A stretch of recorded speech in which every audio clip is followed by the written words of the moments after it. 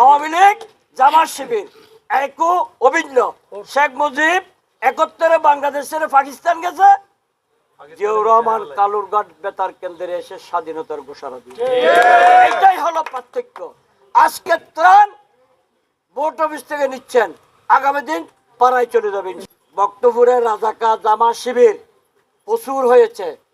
এরা হলো ইসলামের নাম দিয়া ইসলামের যত ক্ষতি আছে সবগুলা ওদের মাধ্যমে হয়। বক্তপুরে এই পরিমাণ ভোট জামাত শিবির কেমনে পেয়েছে আমি জানি না। চেয়ারম্যান ফারুক সাহেব জামাতে যোগদান করছে কিনা তৈব আলীর মতো, তাও জানি না। তৈব আলীর সেন্টারে তারা শেষ কম ভোট পায়, এটা আমার আশ্চর্য লাগে।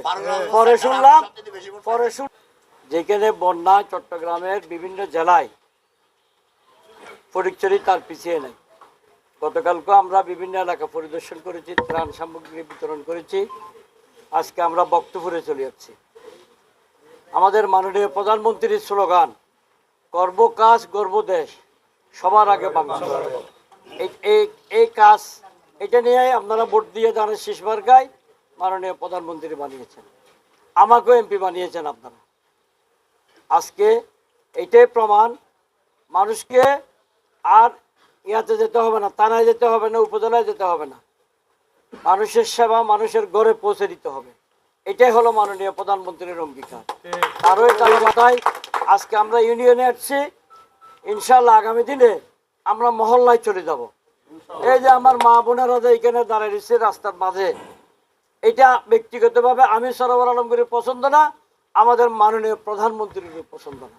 যার কারণে মাননীয় প্রধানমন্ত্রী শপথ নেওয়ার পরেই ফ্যামিলি কার্ড, কৃষি কার্ড, স্বাস্থ্য কার্ড, ক্রীড়া কার্ড ডিজিটালাইজেশন করে যারা ওই কার্ড পাবে এটা দিয়েই তাদের মতো করে তারা ওই সুযোগটা গ্রহণ করতে পারবে।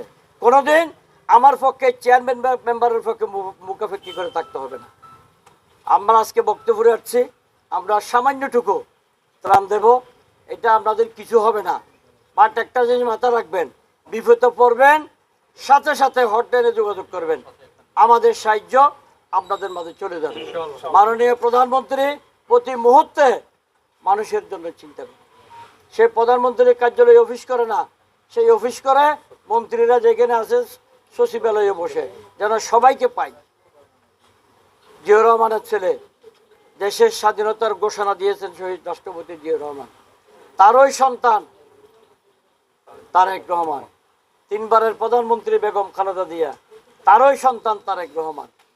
বাংলাদেশকে ইনশাল্লাহ একটি জায়গায় নিয়ে যাবে। আমরা আপনারা সবাই মিলে সহযোগিতা করতে হবে। আরেকটা জিনিস মাথায় রাখবেন,